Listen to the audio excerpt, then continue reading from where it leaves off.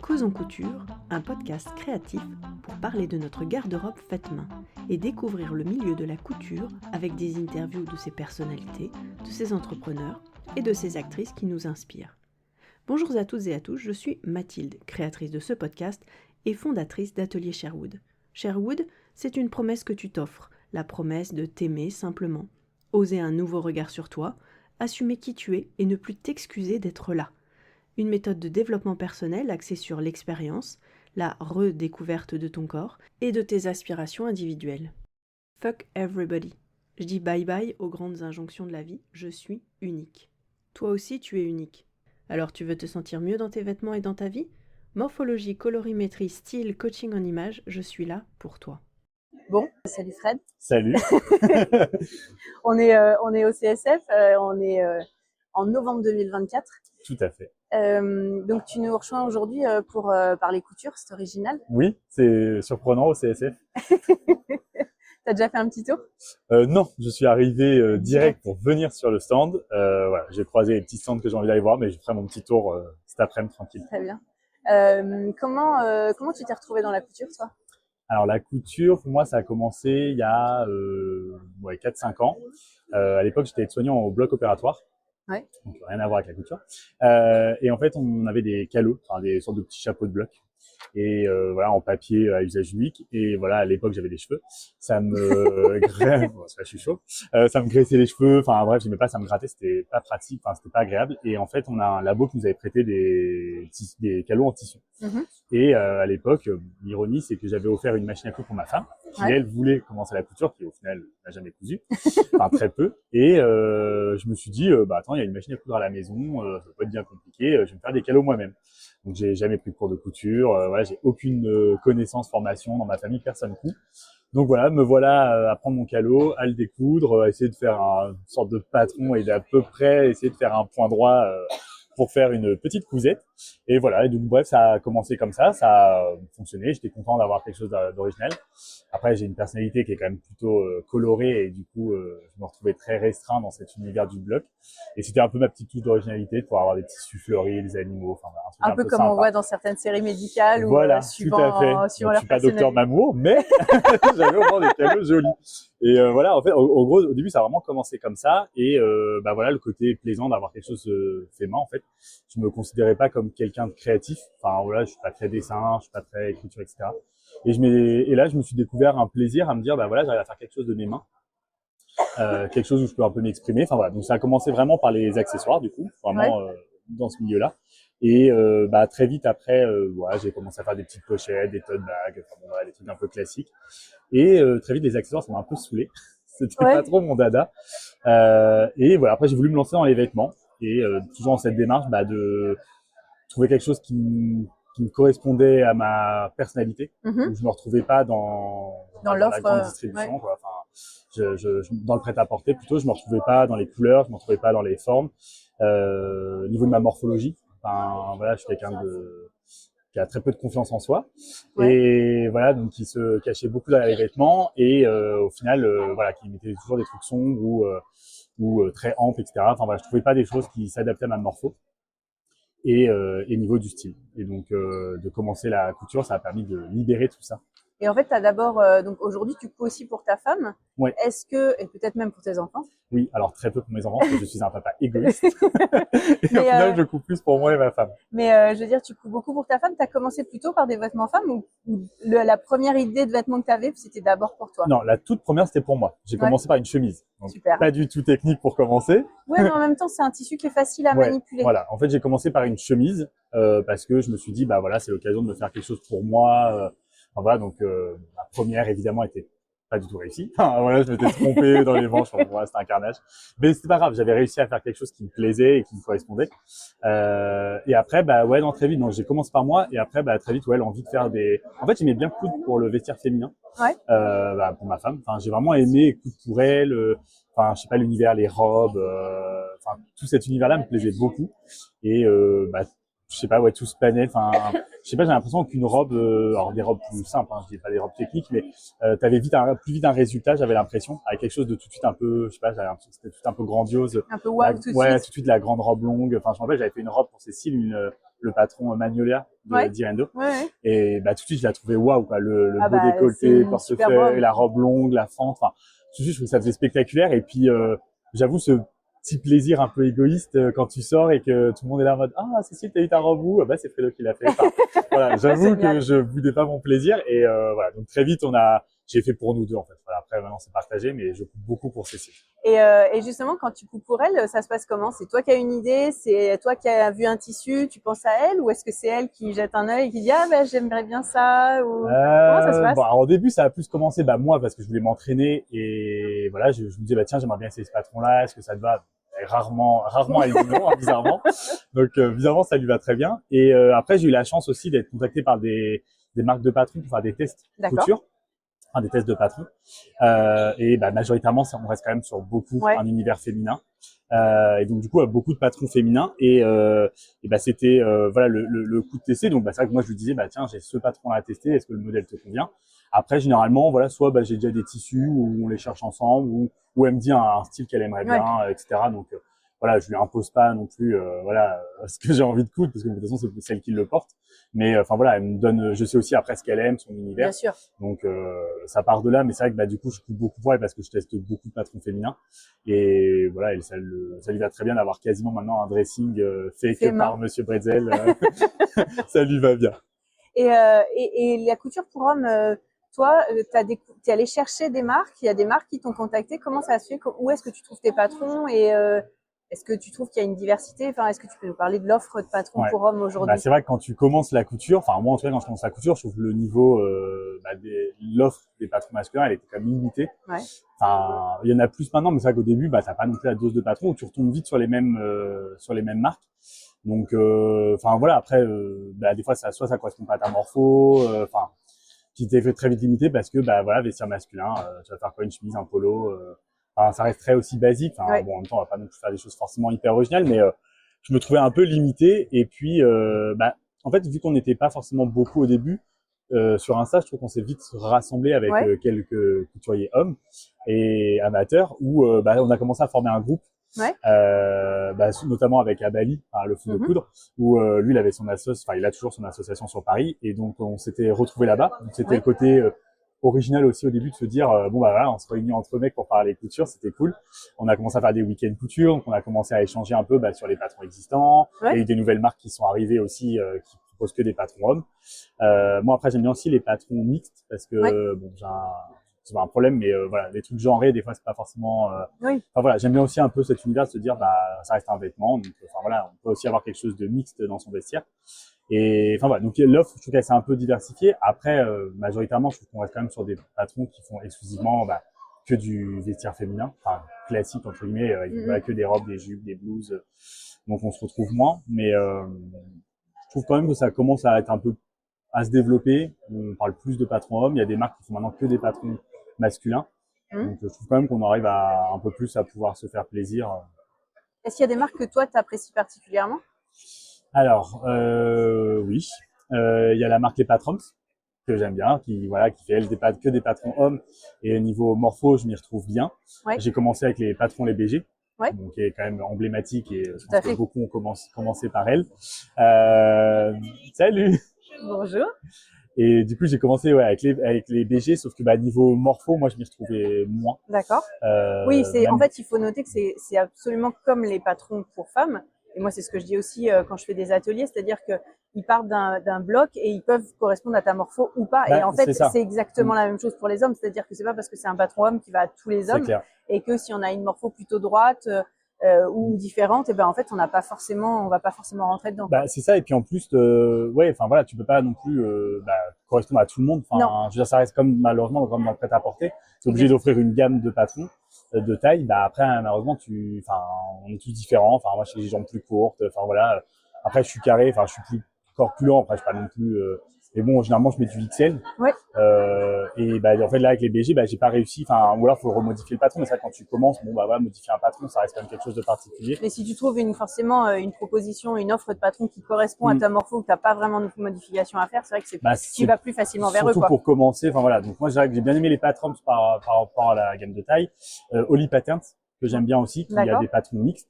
Donc, tu fais ça comment? Oli, c'est O-L-Y et Patterns, P-A-T-E-R-S. Et j'aime bien parce qu'elle a fait que des patrons mixtes. Donc, elle a moins d'offres. Mais du coup, ils sont mixtes. Donc, notamment chez elle, bah, j'en ai fait qu'un d'ailleurs, mais j'ai fait la salopette. Ah, et super. du coup, bah voilà, je trouvais ça sympa de pouvoir, bah, j'en ai fait une pour Cécile. Bon, j'ai toujours pas fait ses ourlets, donc elle peut toujours pas la porter. mais elle va bientôt la mettre. Mais, enfin voilà. Donc, du coup, ça, j'aime bien cette gamme-là parce que ça rentrait dans une démarche, enfin voilà, où tu pouvais, Ouais. bah, enfin, c'est mix, quoi. Donc, j'aimais bien ce principe-là. Sinon, il y a Café Cousette. Oui. Où j'ai beaucoup testé pour elle aussi. Et donc, elle qui fait des patrons hommes et femmes. Donc là où je me retrouvais plus dans ma gamme de taille. Donc, enfin voilà, plus elle a refait ses patrons, elle a remodifié certaines choses et tout. Donc, je me trouvais plus à l'aise dedans au niveau des épaules, au niveau de l'aisance.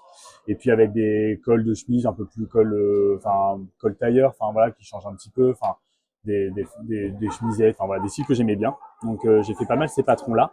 Et là j'ai reçu le livre où tu en as déjà parlé, je crois qu'ils vont passer au stand la couture zéro chute. Ouais, elles sont juste après. Elles sont juste après, qui me plaît énormément, enfin juste sur le principe de justement pouvoir enfin réduire les chutes. Et le style qu'ils proposent me plaît bien, ce côté un peu, je trouve mixte en fait. Enfin voilà, où là on adapte juste par rapport à notre morpho, avec un style et des coupes qui me correspondent plus maintenant. Qui te parlent. Ouais, qui me parlent, la combinaison, leurs pantalons élastiques. Enfin voilà, il y a des pièces que j'ai vues passer dans le bouquin et sur Insta qui me plaisent beaucoup. Donc là, je suis très content. J'ai reçu le livre la semaine dernière. Donc voilà, je commence à le lire. Le début, ça me parle beaucoup. Et voilà, j'ai hâte maintenant de me poser dessus. Il parle un peu plus, pas patronage, mais on commence un peu plus. Il y a un côté très technique qui est super intéressant. Ouais, que moi, du coup, j'ai pas. Moi, clairement, la couture, voilà, donc, comme j'ai dit, j'ai zéro formation. Pour moi, je suis resté plus académique à vraiment suivre les patrons, etc. Et je suis pas trop rentré dans ce côté d'adaptation du patron, du patronage, tout ça, c'est pas encore tout mon univers. Enfin, je me sentais un peu perdu dedans. Et avec le livre là, j'ai vu qu'on pouvait commencer à l'adapter, donc je trouvais ça sympa de pouvoir rentrer un peu dans cette démarche-là et d'avoir quelque chose qui est encore plus adapté à ma morpho. Ouais. Et est-ce que tu as essayé des marques de patrons anglophones ou étrangères? Non, pas du tout. Parce que je pense à Wardrobe by Me, par exemple. Ouais. Où ils ont une sélection de patrons qui sont pour hommes et ils ont aussi un certain nombre de pièces qui sont justement mixtes, on va dire. Bon, il y a Marchand & Miles dont on parle beaucoup. Il y a quelques autres marques. Il y a aussi Helen's Closet, moi que j'aime bien, qui fait aussi une gamme de taille très très large et qui a un style très sympa. Et où elle fait des patrons justement mixtes. Là, elle vient de sortir une chemise, par exemple, ou une surchemise, des choses comme ça. À étudier alors. À étudier, je retrouve, je dirais. Mais oui, je trouve que dans le milieu anglophone aussi, il y a des choses intéressantes. Et sur le magazine Peppermint, qui est un magazine australien qui peut être retrouvé en ligne, il y a un certain nombre de patrons qui étaient gratuits jusqu'à présent et maintenant ils sont payés comme on veut. Et il y a au moins une veste qui a été créée par une Française, d'ailleurs, je crois, qui est une veste mixte, pareil, qui est assez sympa. Ok, j'ai encore de quoi travailler, quoi. Voilà. Et en termes de tissu, je sais que l'offre, elle est quand même orientée justement vers le vestiaire féminin. On sait que le vestiaire féminin masculin, quand on va dans les magasins, il est quand même assez classique sur les rayures, les poils, les carrés, les unis. Le noir, le gris, le bleu marine. C'est ça, une magnifique palette de couleurs. Est-ce que toi, en termes de questions de genre ou de non-genre, justement, est-ce que tu te retrouves tu t'éclates dans les propositions qui sont faites pensées féminin, ou est-ce que tu aimerais qu'il y ait encore une autre proposition en transversale peut-être entre tout ça? Comment ça se passe pour toi pour les choix de tissus? Justement, t'as exactement résumé moi ce que j'ai vécu, c'est que si tu restes dans le cliché de ce qui est proposé pour les hommes, voilà, on va être dans le noir, le gris, le blanc, si tu fais un coup de folie, du bleu marine. Et du coup, je me retrouve absolument pas. Je me suis longtemps caché moi justement sous une carapace pour pas qu'on me remarque. Alors que moi, ce qui me fait kiffer, c'est la couleur, les fleurs. Enfin voilà, ceux qui me suivent sur Insta, ils ont compris que c'était pas trop mon univers, le noir. Et en fait, justement, moi, je me retrouve pas du tout dans cet univers-là, parce que pour moi, voilà, quand c'est genré féminin, on va tout de suite partir sur de la brillance, sur des fleurs, sur de la couleur. Alors que moi, c'est l'univers qui me plaît. Et donc, du coup, j'ai du mal à tout ce qui, enfin, c'est pas qu'il y a un problème avec ce qui est genré, mais je me dis que pour moi, c'est du tissu, c'est de la couleur. Je vois pas en quoi une couleur est associée à un sexe. Le rose, le bleu, enfin voilà, j'ai beaucoup de mal avec ça, de me dire, voilà, t'es une fille, faut mettre du rose, t'es un mec, faut mettre du bleu. Bah non, enfin voilà, c'est une couleur. T'as le droit de pas aimer le rose, t'as le droit de pas aimer le bleu, mais enfin voilà, je m'en fous quoi. Et moi, j'ai eu au début, dans mon univers plutôt privé, hein, pas sur Insta, j'ai eu des remarques sur ça parce que je portais des tissus colorés, parce que je portais des tissus Quand fleuris. t'as commencé à Quand j'ai commencé à me faire mes propres vêtements qui étaient du coup adaptés à ce qui me plaisait. Bonjour. Et ben du coup justement, j'ai commencé à porter ça et à avoir des remarques. Désobligeantes, donc je vais pas les répéter parce que voilà, c'est vulgaire. Oui. Mais voilà, m'affilier à une orientation sexuelle, enfin voilà, par rapport à un tissu. Donc je trouvais ça quand même un comble de se dire qu'on pouvait voilà être associé à une sexualité ou à un genre juste pour une couleur et par un choix vestimentaire. Donc enfin voilà, donc c'est quelque chose qui m'a beaucoup gêné, qui m'a au début beaucoup enfin, voilà, où je m'en cachais. Et à un moment donné où je me suis dit, bah, en fait, j'en ai marre de me cacher, j'en ai marre de faire ce que les autres pensent que je dois faire. Et je vais faire ce que j'ai envie de moi. Et donc, j'ai commencé à accepter, voilà, ce côté où, bah, ouais, j'aime les fleurs, j'aime la couleur, j'aime les paillettes. Après, bon, je me suis carrément orienté maintenant dans l'univers drag. Enfin, voilà, en fait, j'ai, voilà, une histoire personnelle avec mes traumas, enfin, voilà, comme tout le monde. Et à un moment donné de ma vie où je me suis dit, bah, en fait, j'en ai marre d'écouter la parole des autres à la place de la mienne, à forcément bah voilà me taire ou à rentrer dans un moule que j'aime pas. Et donc c'est vrai que c'est parti au début d'une blague, d'une citation qui est connue, hein, je n'ai rien inventé, mais voilà, je rentre pas, enfin je ne suis pas une tarte parce que je veux pas rentrer dans le moule. Et en fait c'est parti un peu de ce truc-là en me disant bah en fait ouais pourquoi rester dans des codes. Après, enfin voilà, j'ai rien contre ceux qui portent du noir. Enfin voilà. Non, c'est pas refuser les autres, c'est pour toi. En fait. Mais voilà, j'ai pas envie qu'on qu'on m'associe forcément à un univers juste parce que je suis genré homme, etc. et qu'on doit me rattacher à quelque chose. Et après, bah, j'ai été du coup plutôt agréablement surpris que d'un autre côté, il y avait des retours hyper positifs et de se dire que juste en libérant la parole et en exprimant ce qu'on aime, bah, qu'au final, des gens qui eux n'osent pas forcément en parlent en disant bah, que c'est cool de voir les choses changer. Enfin, après voilà, moi c'est vrai que sur ma page Insta, après j'ai dédié, enfin, je parle couture, mais c'est vrai qu'après bah, j'ai commencé à parler de mes traumas personnels, enfin de ce que j'ai vécu enfant et qui voilà a fait que je me suis beaucoup renfermé sur moi, où je me suis pas aimé, pourquoi je m'aime pas, pourquoi j'aime pas mon image. Bon, après, je sais que tu parles beaucoup de l'image en plus, voilà. Donc ça s'associe. Et justement, en quoi aujourd'hui, en fait, alors c'est peut-être un peu la poule l'œuf, mais finalement, toi, un jour, tu t'es dit, bah, je vais mettre des fleurs, je vais mettre de la couleur, je vais assumer ce que j'aime, et les gens t'ont soutenu. Est-ce qu'il y a un cercle positif, en fait, vertueux qui fait que ça te soutient et ça te pousse? Est-ce que ça rayonne aussi dans l'univers de ton travail personnel, des gens proches de toi? Est-ce que les mauvaises langues ont fermé leur bouche ou alors juste arrêté de les côtoyer, on va dire? Ou est-ce qu'il y a aujourd'hui des gens qui sont hors univers couture qui vont venir te voir et qui vont dire bah Fred, c'est vachement, enfin c'est chouette ce que tu dégages. Bah c'est ça. Au début en fait j'ai vécu dans l'entourage alors professionnel, j'ai vécu aussi un univers qui était pas du tout le mien. Et voilà, quand j'ai commencé des trucs très bêtes, hein, mais voilà, juste à me percer les oreilles, à commencer à apporter de la couleur. À l'époque là, j'avais changé de métier et du coup j'étais plus aide-soignant, mais j'étais dans la logistique, qui est un univers voilà, qui n'était pas du tout le mien. Et quand j'ai commencé à voilà me coudre une sorte de petite ceinture pochette pour mettre un stylo, un cutter, enfin voilà, avec forcément des fleurs, enfin voilà des trucs qui me plaisaient bien. Et je vois c'était mal accueilli. Enfin j'ai eu beaucoup de remarques. Désagréable. On me disait ouais en gros t'es une femme, t'es une tapette, enfin voilà des trucs très péjoratifs et carrément déplacés. Déplacés, tout à fait. Voilà, ou même quand je parlais enfin voilà, parce que j'ai 2 enfants, donc voilà, je parlais de parentalité, de s'occuper de ses enfants, parce que pour moi voilà, c'est pas réservé à un sexe quoi. Enfin c'est pas inné pour quelqu'un, donc en fait je les ai voulu, donc je m'en occupe. Et du coup c'était hyper désobligeant où on me disait ouais mais normal t'es féminin, enfin comme si c'était une insulte d'être féminin. Et en fait je me suis dit bah non mais en fait pour moi c'est un compliment. Et en fait en quoi ce serait une insulte d'être féminin et en quoi s'occuper de tes enfants et aimer les fleurs et faire de la couture, c'est féminin. Et donc, du coup, j'étais à la limite un peu révolutionnaire en me disant, mais allez vous faire voir. Ça a nourri C'est ça, ouais, ça a nourri en fait mon truc. Moi, je le dis souvent, je trouve que la couture, enfin pour moi en tout cas, elle a été thérapeutique. Et je sais qu'on est beaucoup à utiliser ce terme-là dans la couture, parce que pour beaucoup, ça a été important dans une étape de leur vie. Moi, je sais que ça a été une étape, et au tout début, j'arrive même pas vraiment à savoir pourquoi, ou dans ma tête, j'ai eu un déclic à me dire, mais en fait, c'est ce que t'aimes, et pourquoi en fait tu te tais là-dedans.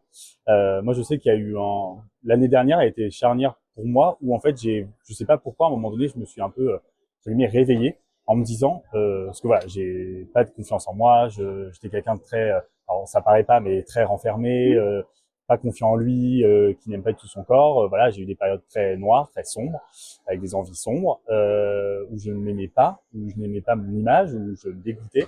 Et à un moment donné, je me suis dit, mais pourquoi? Enfin, maintenant que j'ai des enfants, enfin, qu'est-ce que moi je veux véhiculer? Et du coup, je me rends compte que mon fils aîné, enfin, il a un peu ce côté-là de manque de confiance. Ils ont quel âge ces enfants aujourd'hui? Mon fils aîné, il a 9 ans, et ma petite, elle va bientôt avoir 7 ans. D'accord.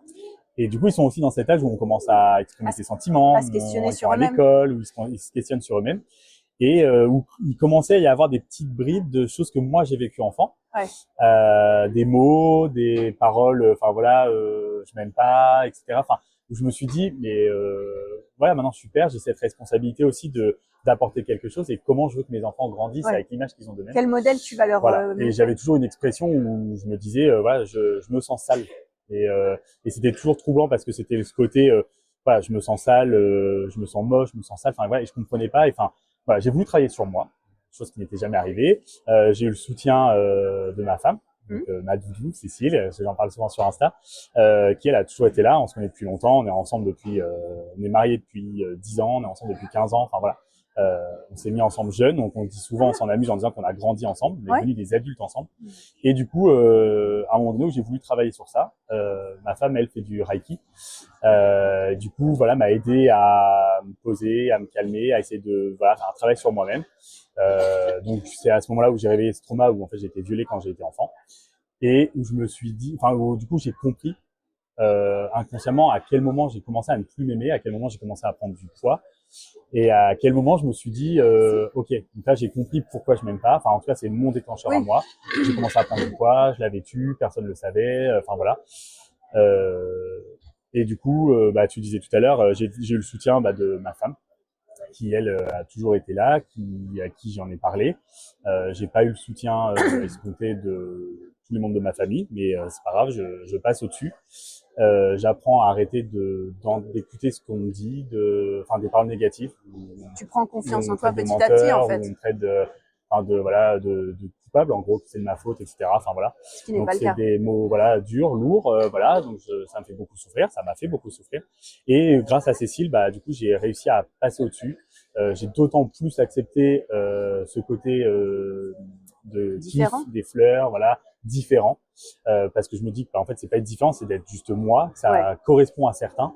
En tout cas, ça leur parle aussi. J'ai à ce moment-là aussi accepté, bah voilà, c'était une grosse année où j'ai tout accepté. C'est ce que je dis que je suis une boule enfin j'en rigole en disant bah on est tous des boules disco, parce qu'on n'a pas qu'une seule facette. On en a plein de facettes. Après on les assume pas, il y en a qui sont encore dans l'ombre. J'en ai sûrement quand dans l'ombre, mais j'en assume certaines maintenant. L'univers du drag, c'est un univers qui m'a toujours plu. Et voilà, moi je fais du théâtre depuis que je suis petit. Ça a toujours été mon moyen d'expression, de jouer un personnage, de jouer quelqu'un que je ne suis pas, de pouvoir dire des choses que j'ose pas dire. D'assumer des choses en étant quelqu'un d'autre plutôt que toi. De passer des messages alors que tu les penses, mais t'oses pas les dire, mais dans ton personnage c'est plus facile. Et du coup, le drag, c'est toujours quelque chose qui m'a plu, qui m'a intéressé. Enfin, j'ai toujours aimé cet univers de paillettes, de lumière. Enfin, pour moi, c'est du théâtre, le drag. Ah bah c'est du théâtre à l'extrême. Voilà, c'est ça. Et c'est toujours quelque chose qui m'a plu. J'adore l'univers. Alors, je mets des guillemets, mais féminin. Enfin voilà, le maquillage, les fleurs, les robes, tissus, comme tu disais au début. Enfin, voilà, tous ces trucs-là, j'ai toujours aimé ça.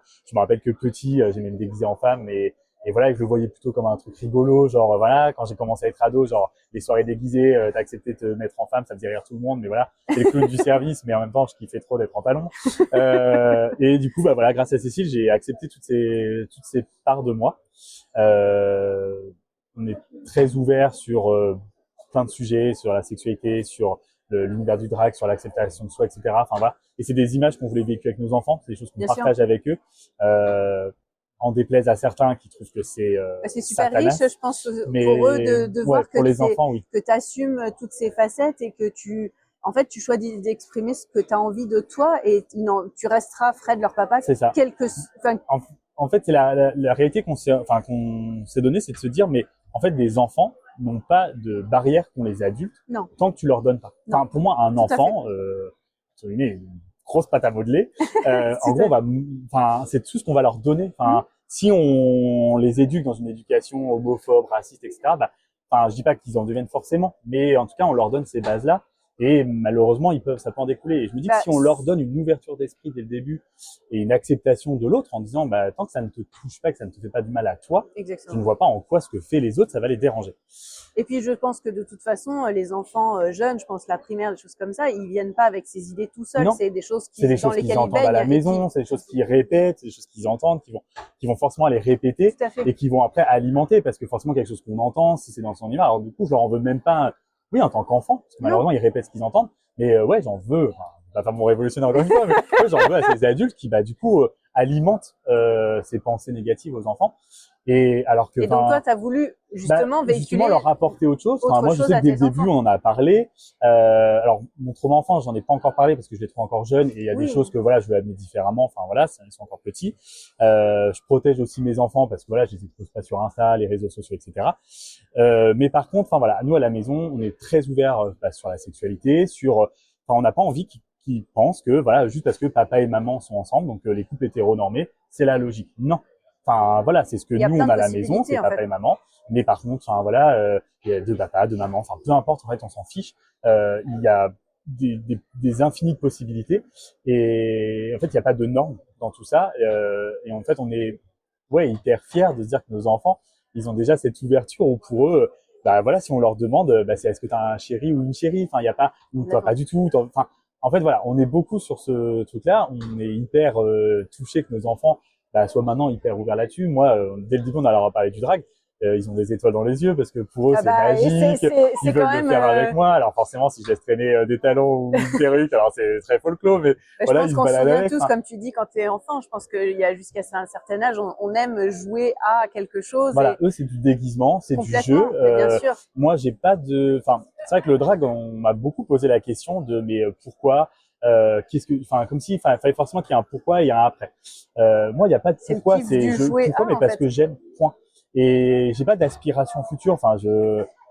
Si quelqu'un veut me faire monter sur scène, pourquoi pas. Mais j'ai pas de, en fait, j'en sais rien. Je m'en fous. J'ai juste envie de faire ça me kiffe.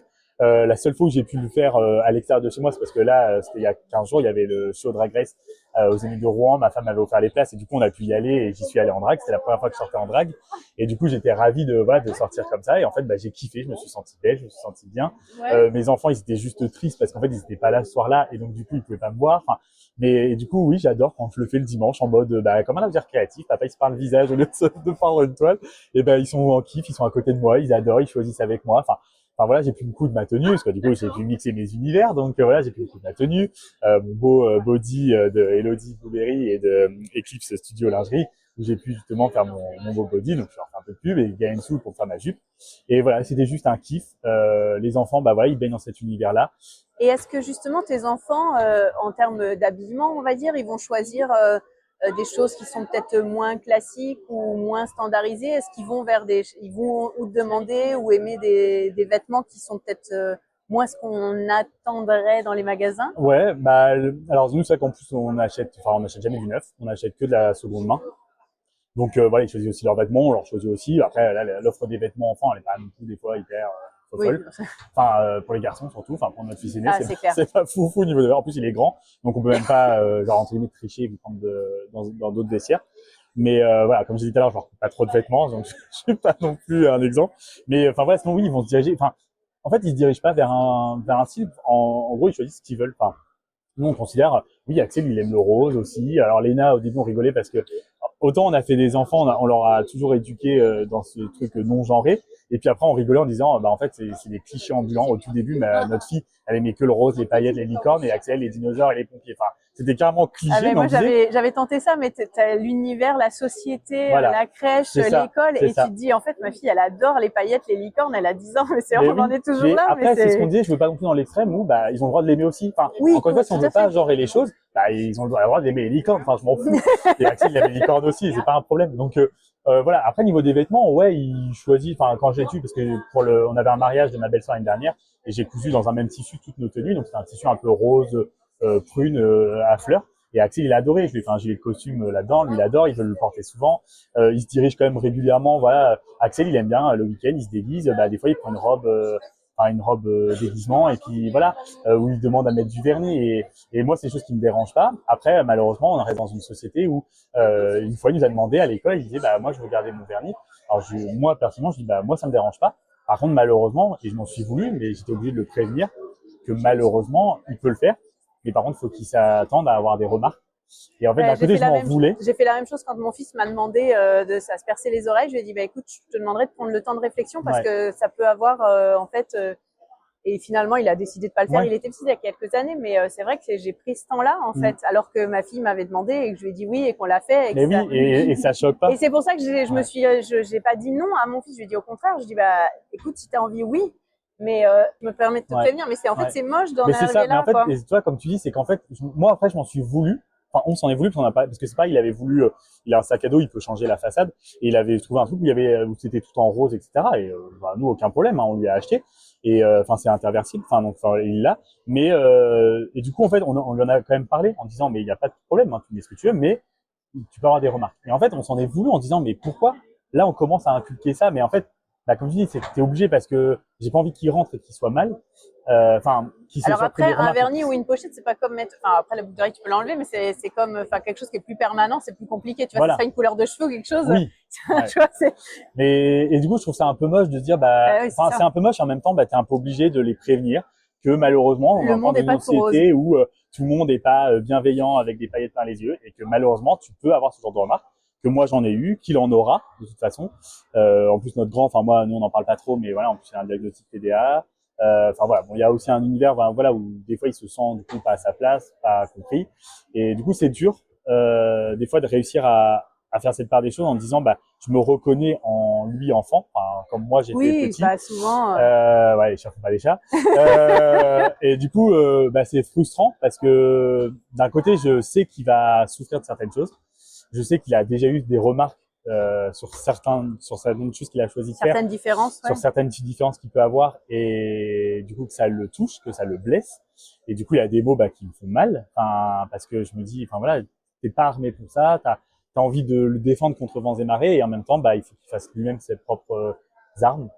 Et donc ouais, c'est dur. Je sais pas, je suis hyper frustré des fois de me dire mais non, mais en fait emmerde tout le monde et fais ce que tu veux, et enfin voilà, et du coup te battre contre ça en disant mais en fait accepte ta différence parce que c'est pas ta différence, c'est ta force en fait, c'est ce que tu es, et accepte qui tu es, et surtout ne sombre pas dans ce truc d'écouter les autres et de t'enfermer quoi. Donc voilà, oui, on est heureux en disant on n'est pas parfait, on fait aussi plein d'erreurs parce que voilà, les parents parfaits ça n'existe pas. Non, ça existe. Mais au moins on leur donne nos armes, et en tout cas dans notre univers à nous, chez nous, la parole elle est libre, ils doivent être qui ils veulent, qui ils sont, enfin ce qu'ils aiment, et voilà.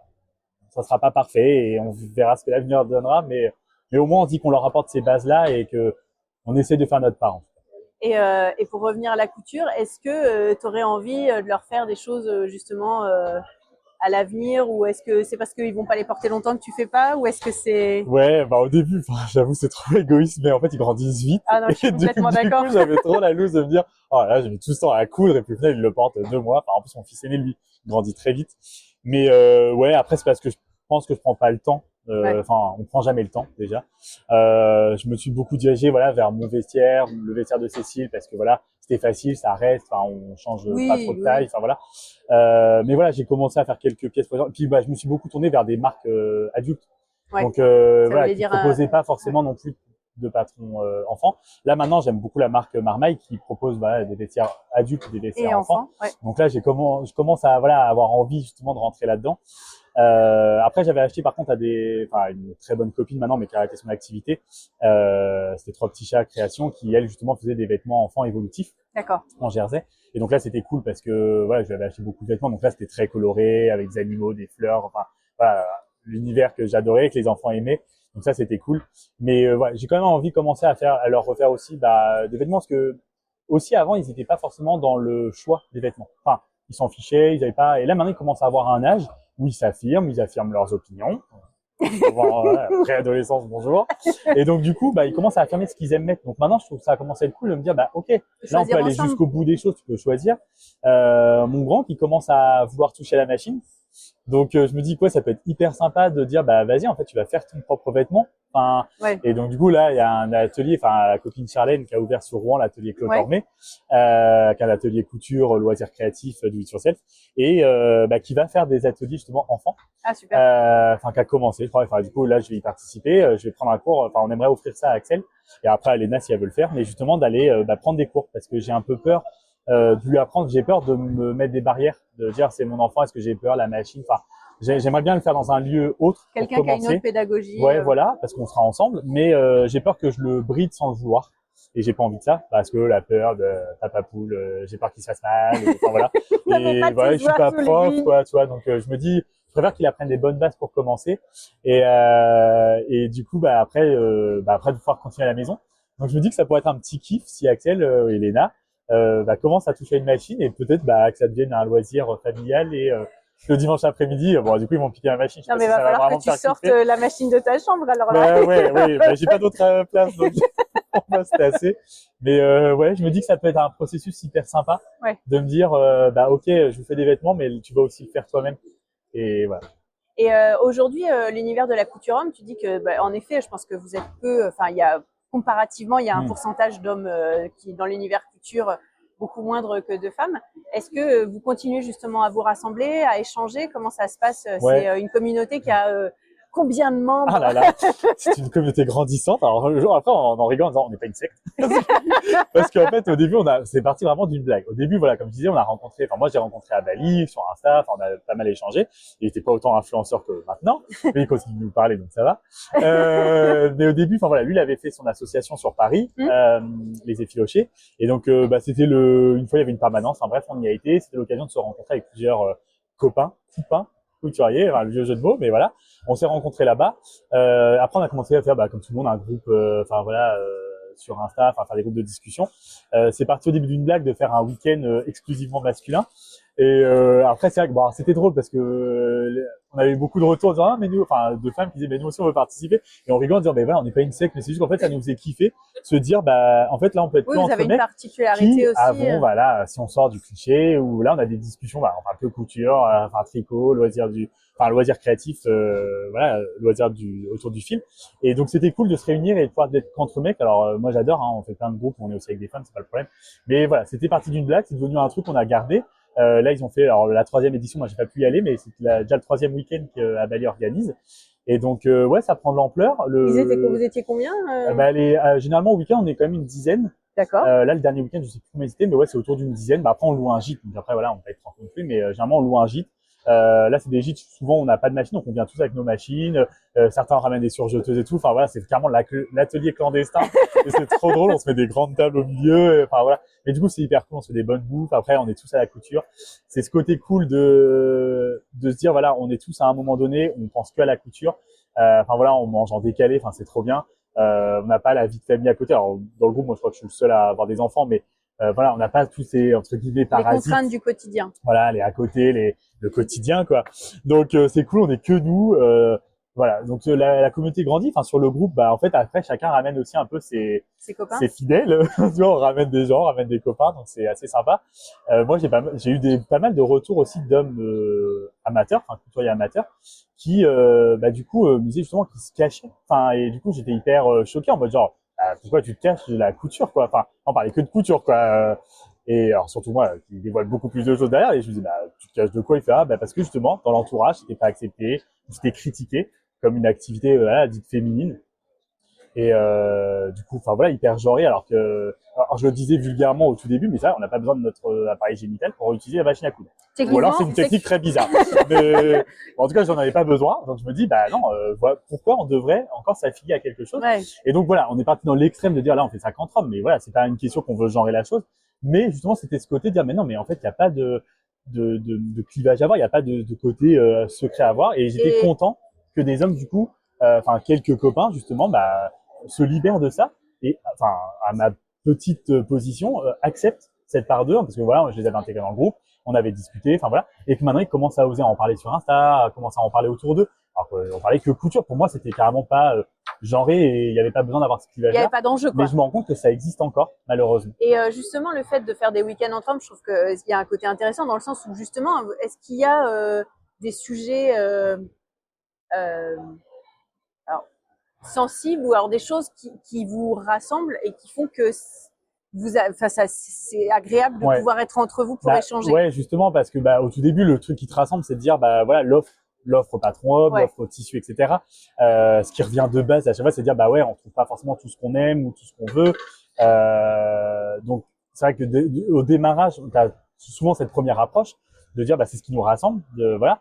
Après ça permet d'échanger sur nos tips, sur les patrons qu'on connaît, sur les produits qu'on utilise. Enfin, après comme un groupe couture classique, je veux dire voilà, il y a pas de différence. Mais là voilà, on parle d'un sujet vraiment commun. Moi ce que j'adore dans ce groupe-là, c'est qu'on a un univers mais qui est complètement éclectique. Enfin, déjà on a des niveaux complètement différents. Enfin, moi je sais que pour participer, après c'est le nombre de places, mais des fois il y a des gens qui viennent nous voir en disant ouais mais bon moi je suis amateur, je peux pas venir. Et en fait je dis on a vraiment tous les niveaux, on a vraiment eu des gens qui sont arrivés. Moi mon premier week-end que j'ai fait, j'avais pas du tout une grosse expérience. Là on a encore des week-ends où il y a des hommes ils poussent à peine, où ils font juste des accessoires. Et voilà, c'est cool. Enfin, en fait, on n'a pas du tout, on a complètement des niveaux différents. On en a qui viennent de grandes maisons de couture et tout, donc voilà, on n'est pas du tout dans le même level. Et pourtant, il n'y a pas du tout c'est hyper safe. Enfin, il n'y a pas du tout cette critique, ce jugement de l'autre. Enfin, voilà. On a des univers. Enfin, il y en a qui sont vraiment dans le patronage, il y en a qui sont vraiment dans le côté tailleur. Moi, c'est pas du tout mon univers. Ouais, c'est passionnant. Il y en a, ils font clairement. Enfin, Simon, il a fait en un an, il avait fait un costume 3 pièces. Mec, c'est un ovni. Mais enfin voilà. Et on a des univers complètement différents. Et en fait, ça match. Ça nous rassemble quand même parce que voilà, moi j'ai un univers très coloré, il y en a certains qu'on a aussi, il y en a ils ont un univers très classique, ils poussent que du noir et tout, et c'est très bien. Enfin voilà, on a des univers différents et pourtant ça se rassemble parce que la passion commune ça reste la couture, les arts du fil parce qu'il y en a aussi qui tricotent maintenant dans le groupe et voilà, c'est juste partager nos tips, partager ce qu'on utilise, partager nos difficultés, on partage morpho.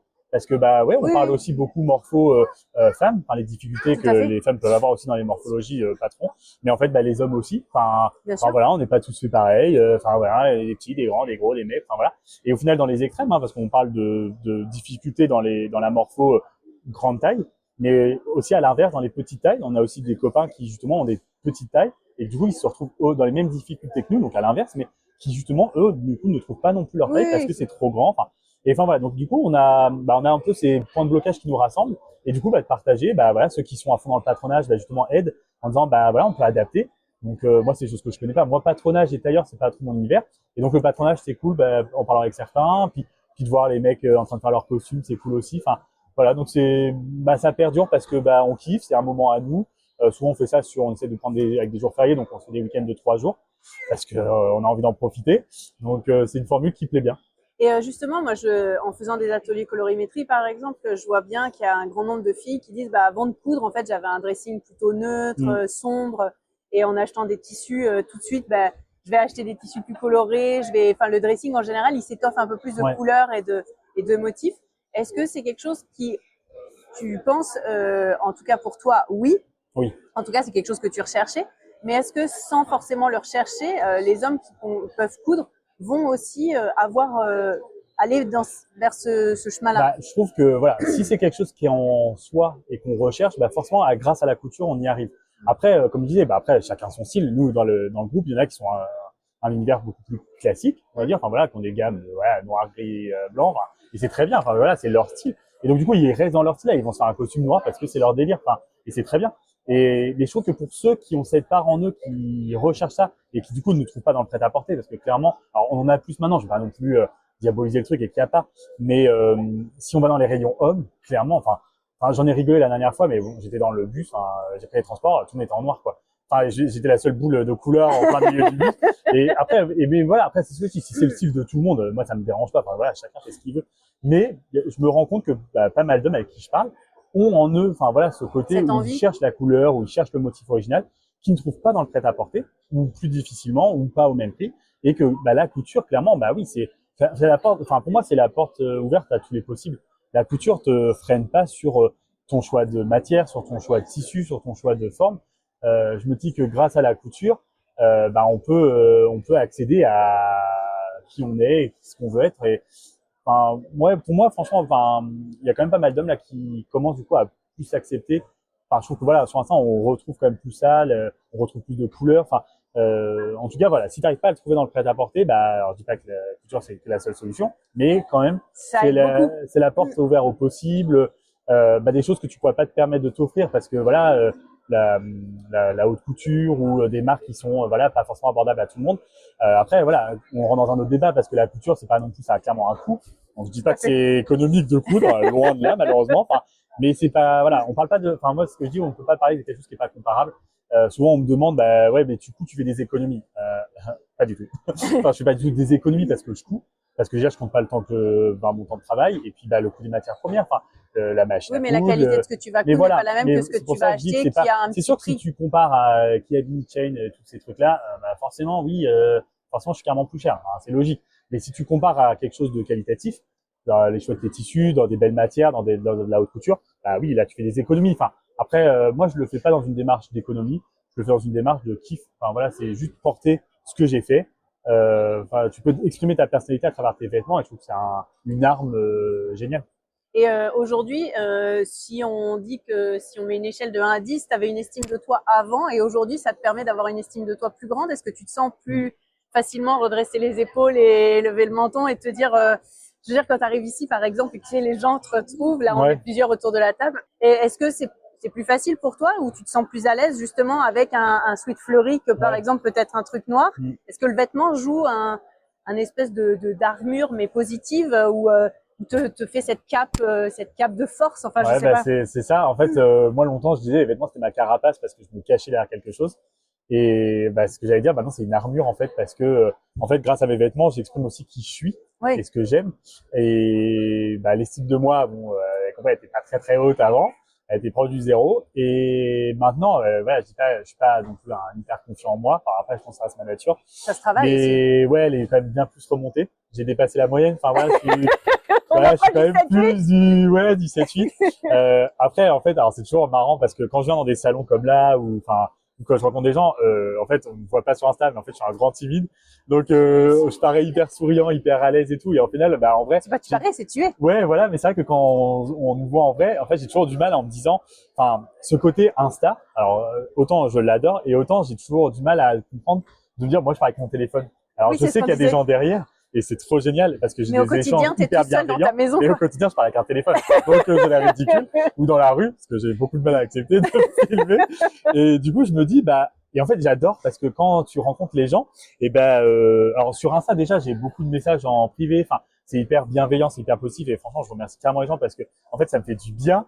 Et en fait, je kiffe ça parce que, c'est très égoïste que je dis, mais en fait, j'en ai besoin parce que ça me fait du bien. Ça me fait du bien, moi ça m'a beaucoup aidé. Enfin, les gens des fois en fait se rendent pas compte, mais les mots qu'ils peuvent avoir, moi ça m'a sauvé à des moments donnés et je le dis pas en exagérant. J'ai mon entourage, ma femme et mes enfants, mais clairement ça paraît très, je sais pas bête quand je le dis, mais j'ai reçu vraiment des messages qui m'ont vraiment fait chialer littéralement. Enfin, c'est très touchant, c'est très émouvant. Quand j'ai parlé de choses très dures, j'ai beaucoup de témoignages de gens qui ont vécu la même chose, puis on n'en parle pas autour d'eux, ou à qui j'étais la première personne avec qui ils en parlaient. Je me sentais pas du tout légitime de ce témoignage. Et en fait, les gens se rendent pas compte du pouvoir qu'ils ont et j'aime pas ce côté quand on parle d'abonnés, etc. Moi, je m'en fous. Enfin, Insta, c'est un journal non intime. On parle de notre vie. Et en fait, je m'en fous du nombre d'abonnés. Enfin, j'aime pas ce terme influenceur. J'aime pas. J'influence personne. Moi, je parle de moi. Je parle de ce que j'aime. Si les gens ils accrochent à la même chose que moi, trop bien. On est dans le même bateau pailleté et coloré et on avance. C'est trop génial. Et voilà. Et je veux pas avoir et du coup rencontrer des gens. Je suis content parce que du coup je me rends compte que on est plein à penser la même chose et que on peut péter tous ces codes pourris, tous ces dictats, ce patriarcat, etc. Et donc ça, c'est génial. Et donc les gens ont ce pouvoir en eux, et moi, ça me touche quand les gens viennent me parler. Et voilà, donc même si je suis mon grand timide et que j'ose pas et que je suis un peu ou alors je reconnais des gens, mais tu vois, je suis là en mode non, j'ose pas aller les voir, je suis trop ma groupie timide. Et en fait, non, et je suis même déçu quand des fois après j'ai des messages où les gens me disent je t'ai vu, j'avais trop envie de te voir, mais du coup j'ai pas osé t'aborder. Et je me dis je suis pas Beyoncé quoi. Enfin non, justement, merde. Ou si. Pas. Ouais, ou alors je suis Beyoncé, j'en sais rien. Mais si quelqu'un veut me reconnaître. Mais ouais, en fait. Elle a la boule à fesses aussi. C'est ça. Mais en fait, j'ai envie de dire mais non, mais justement, venez parce que en fait, je me rends compte qu'on est beaucoup à pouvoir changer les choses, et j'ai aucune prétention à dire que je suis porte-parole de rien du tout. Je veux dire, tu vois, j'ai pas. T'as mis ta petite pas une pierre et les prétention. autres. Ouais. En fait, j'ai juste envie de dire que d'être accepté et d'être comme je suis et de m'accepter moi, c'était moi ma libération. Et après de me rendre compte que ça peut aider certains, que certains pensent la même chose. Les autres à se libérer, et que certains justement me font des témoignages durs en disant voilà qu'ils n'ont pas d'estime d'eux, mais qu'eux ils osent pas, qu'ils se cachent et tout. Et je me dis non, tu vois, c'est possible. Tu leur montres une voie quelque part. Tu vois, j'y arrive, en tout cas, parce que c'est pas gagné, et je pense que c'est jamais gagné, c'est un combat. Non, c'est un combat, c'est un chemin.